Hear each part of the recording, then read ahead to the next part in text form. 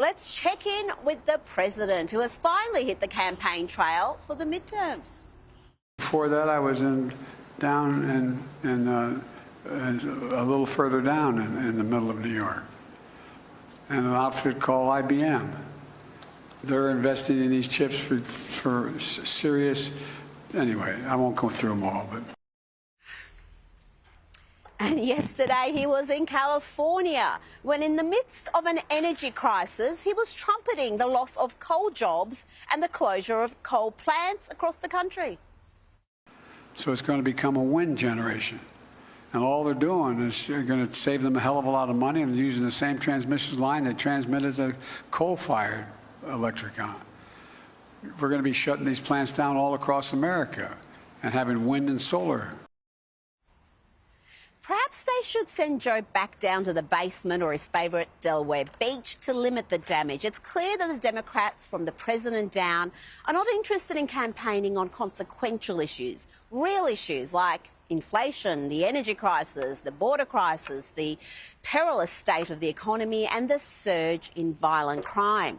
No, they want to pretend that it's democracy itself that is on the ballot this election. There's something else at stake. Democracy itself. I'm not the only one who sees it. I understand that democracy might not seem like a top priority right now, but we have seen throughout history, and we see right now around the world, what happens when you give up on democracy. Even Hillary Clinton, the woman who refused to accept the 2016 election result, who said the election was stolen from her, who pushed baseless Russian conspiracy theories, and to this day refuses to acknowledge that she lost fair and square.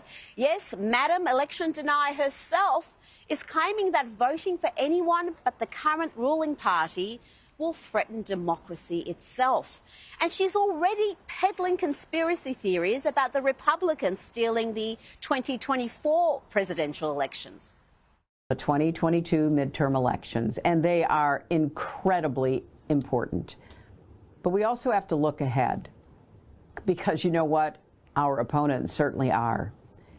Right-wing extremists already have a plan to literally steal the next presidential election. Predictably, the Democrats' propaganda arm is dutifully mimicking this absurd narrative.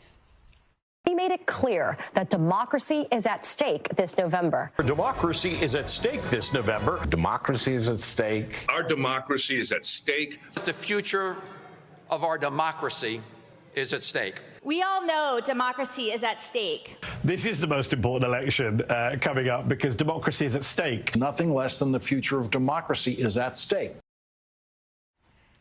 It's a bizarre talking point to push, to suggest that voting freely for the side you support is somehow a threat to democracy.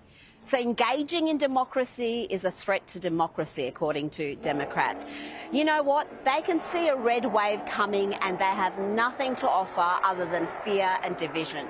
In recent days, we've travelled across 5 states talking to people from all political persuasions, and it's clear that economic stress is having a severe impact from wealthy areas to the poorest, most crime-ridden parts of the country. But he thought all the talk of democracy being under threat was a tad unhinged. Let me give you a preview of the truly nutty commentary some of the American left are pushing right now. They're losing and they're scared. Tomorrow night at 9 p.m. on the Rita Panahi show, I'm going to bring you a special edition of Lefties Losing It.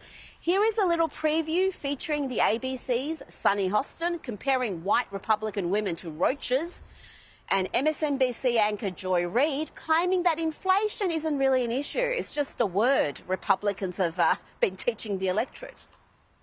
But what's also surprising to me is the abortion issue. I read a poll just yesterday that white Republican suburban women are now going to vote Republican. Why? It's almost like roaches voting for Raid. What they've done is they've taught people the word inflation, right? Yeah. Most people who would have never used that word ever in their lives are using it now because they've been taught it, including on TV, including in newspapers. They've been taught this word. That is literally so stupid that it doesn't warrant a response. But yes, the Democrats are scared and they're willing to further divide the country and even engage in the most absurd conspiracy theories to hold on to power.